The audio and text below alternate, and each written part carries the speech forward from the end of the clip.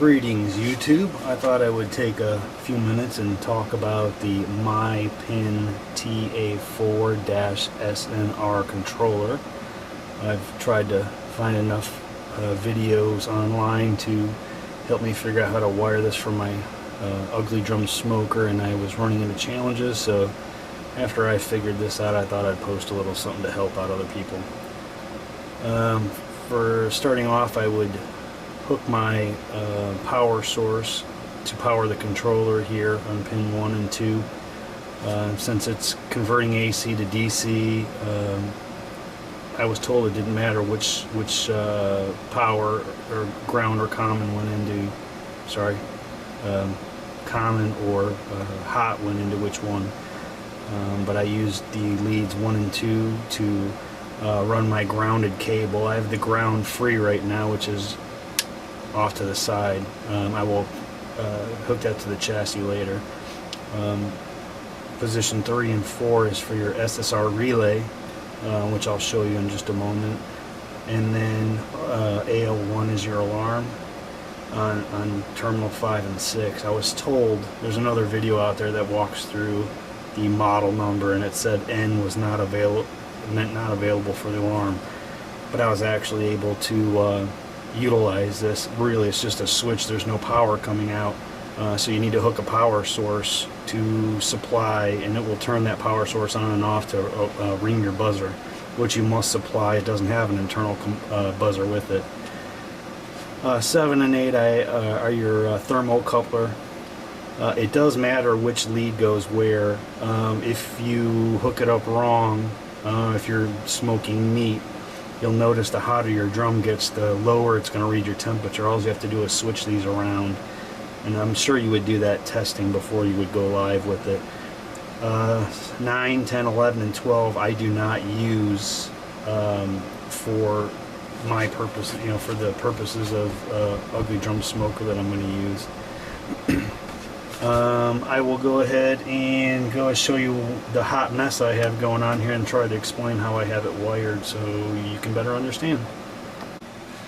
Here is the back of the controller, and this would be pin 1 and 2 where I have my 110 power going in, which is my grounded cable. I don't know if you can tell, but I've got my ground, one lead which I'm using as my positive, and the other brown which I'm using as my negative. So those are hooked up to pin 1 and 2. Pin 3 and 4 are going to my solid state solenoid or relay, and then pin 5 and 6 are for my alarm, and then pin 7 and 8 are to my thermocoupler temperature probe. So I'll go ahead and kind of give you an idea of my entire layout here from afar. So what I have here is I have my power cord, my 110 coming in from the outlet, and I took the blue lead, which I'm using as my positive, and I ran it to my fuse first. I've got a 15 amp fuse in here, and then from there I run this into my on and off switch, and then from my on and off switch I run it into the back of my controller. So I've got my negative, I've got my positive. I'm also utilizing power and positive and negative out of here to power up additional components. So I'm borrowing some power. As you can see here, I've got my positive and negative leads going into my solid state controller, going into the pin. It's labeled pin 3 and pin 4 on your solid state controller.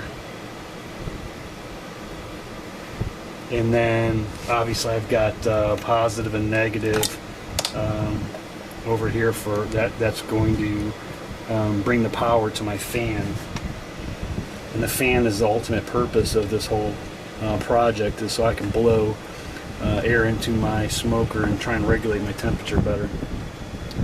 What I have here is an additional power supply. It's a 12 volt, and it's I think it's a 1.2 or 1.5 amp power supply. So what I'm doing here is you could hook it up two ways. For this demonstration, I've got my 110 also going from the back of my controller, and I'm attaching it in here, so I'm actually turning on and off 110 to power this device here. It just depends upon which kind of solenoid you have. I'm actually going to replace this solenoid, or I'm sorry, this solid state relay with a different model that handles a lower voltage on this side. I ended up getting one that requires more voltage over here, so you need a bigger power supply here.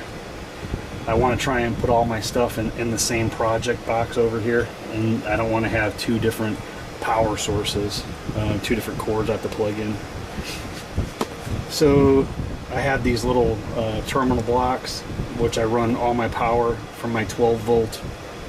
Oops, got stuff. All my power positive from here goes into here, and then all my negative leads go into here. So it's powering two things: this buzzer, this external buzzer I bought, which I can use for my alarm one feature, and then also it powers this fan over here, which I have to still modify and get a housing for. So when the controller senses that the temperature is too low and it needs to heat it up, it's going to send power here. This light will turn on, which will close this circuit here and allow power to go to this device here, which in turn turns on my fan. When I get my new solid state relay, I am going to, instead of the 110 hooked up over here, I'm just going to use my 12 volts here. So my 12 volts will supply power to the alarm separately. If you did want to hook an alarm up, you'd run your power source. So let's say I've got my negative going directly to power, the negative lead here, and then my positive lead I've got coming into one end of this switch for the alarm, and then the other end of that is the positive lead that actually goes to my power here. So it's when this switch is supposed to turn the alarm on, this circuit closes, and then the buzzer will sound, and then when the alarm turns off, the circuit opens up, and then it cuts off my power. So you need a power source for your buzzer, however you want to configure it. This happens to be, I think it's a 17 volt buzzer, so I'm using it with my 12 volt power supply. It works. And then you need a power supply on the other end of your solid state relay. So the power is not going to come from here. I think there's 23 volts that come from my controller into here. It will not go onto the side, so you need some sort of power element over here to run the fan. And that's what I chose to do with my 12 volt power supply. I think this came from one of those household plugs. I have a surplus store available to me that half the stuff came from it, and they just parts and resource pieces. So I believe that's where this came from. So that's really it. I did hook up my temperature probe to this thermocoupler piece. I designed it so that all my pieces will fit in and snap into a case and be secure. So you know, it really depends how you want to hook yours up. And like I said, my ground, which is loose now, will just attach to the case. So this is pretty much my ad hoc setup here. Like I said, I'm going to change, instead of running the 110 from here onto the side of the relay, I'm going to get a smaller solid state relay, and I'm going to just use straight 12 volts over here. And the power for my 12 volts is going to go directly here. So this will power my 12 volts here, and I'll just open and close this circuit using the solid state relay to power the fan. So when this device says fan on, it's going to put power here, which will turn on. Actually, this will have a constant 120 or 110 going to it, and So it's going to be, this will be open when the fan's not supposed to be on. When this controller says turn the fan on, it'll just close this circuit, so that way the fan will get power. And then when the controller decides that it's hot enough, it will open the circuit, which will turn the fan off. It'll break this circuit so the fan won't run. And then I'll have a constant 12 volts going to the buzzer. And then this switch here is going to be what determines whether or not that circuit's open or closed. I think that's going to be the design I want to go with. So I only have one power cord. I only have one power cord going into the back of my box, which will power all of this. And that way I only have this cable running to the fan. Instead of having two power cords, one powering this whole section and then one powering the controller.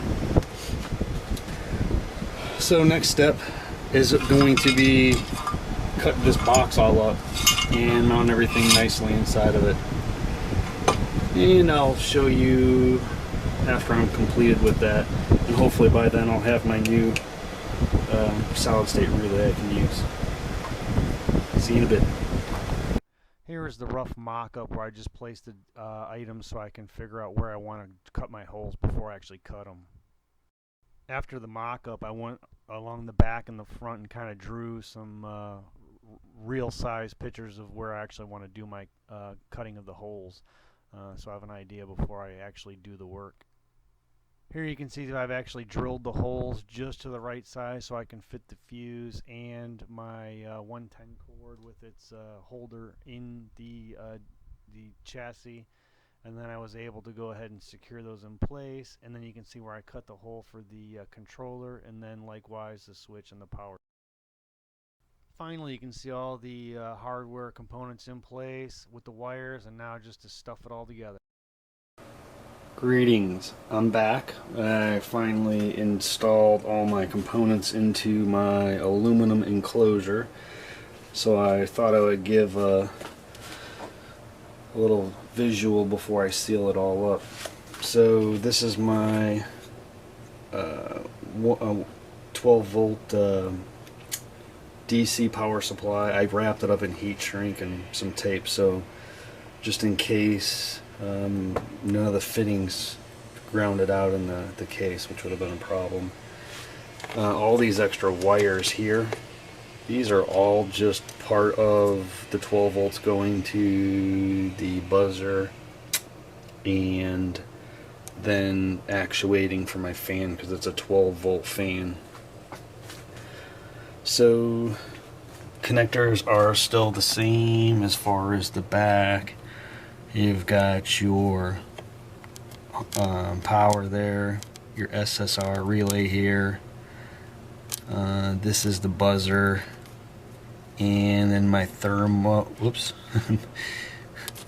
my thermocoupler probe over here. These two wires.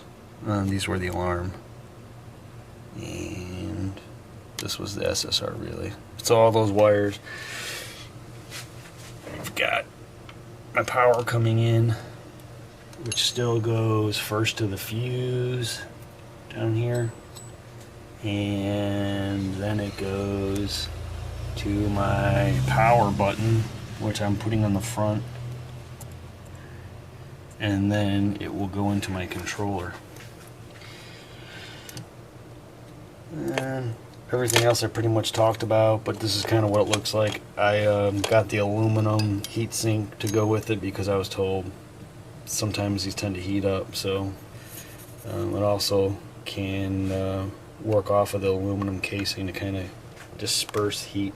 I did replace my SSR relay with the appropriate one. The last one I had was up to 32 volts DC in, but I needed at least 90 to kick out. And then I want to use my 12 volt power supply. So you can see here, still same current going in, but this one uses 5 to 60 volts. So my 12 volts works just fine. And then I run the fan in series, so I run my 12 volts into here, my positive 12 volt into here, the next positive 12 volt runs to the positive of the fan, and then the negative part of the fan goes to the negative 12 volts. And I guess you'd say it's series. I don't know if I mentioned this before, but I'm not a professional electrician by any means, so this is purely DIY. And need to be careful, because since you have 110 volts, you can electrocute yourself. So word of caution. I haven't had any problems, but something to be aware of. And I know people have mentioned they haven't had the manual, but it's important, if you get the manual, that you have the programming features for your controller. And then if you look over on the other pages, the diagram, they list diagrams for different models, so make sure you're looking at the model you have. So next I will go ahead and put this all together finally and seal it up. I might silicone some of the stuff in case it rains out. Try and lessen the amount of moisture that would get in there, and then I will show you the final completed version all powered up. Alright, I just finished putting it together and it works, so that's good. So what I'm going to go ahead and do is power it on. It's going to do its initialized testing. This is supposed to be a K, telling me for it's a K probe I'm using with it. So my desired temperature is 87 degrees, and the temperature is going to climb. Now, if you've noticed that if you put your probe in your hand and it goes down, you've got your connectors. You need to switch your connectors. So at 87 degrees, the fan will stop blowing. And at 80, I think I've got it at 89 degrees, the alarm's going to go on. So I'm going to go ahead and warm it up.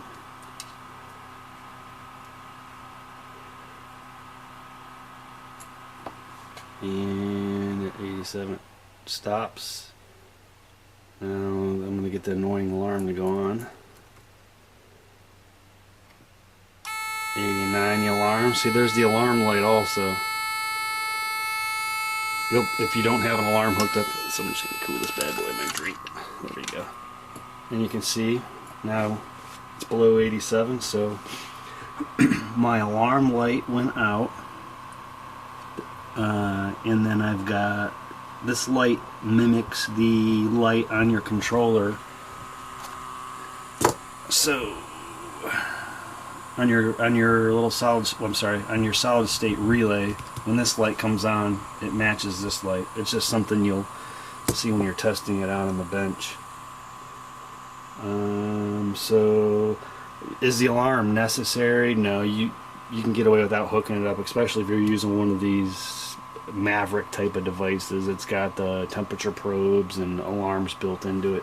You really don't need to have the alarm in here, and I just wanted to do it because I wanted to see if it would actually work. Every video I've seen, nobody's hooked an alarm to it or shown how it was done. So I just wanted to test it out.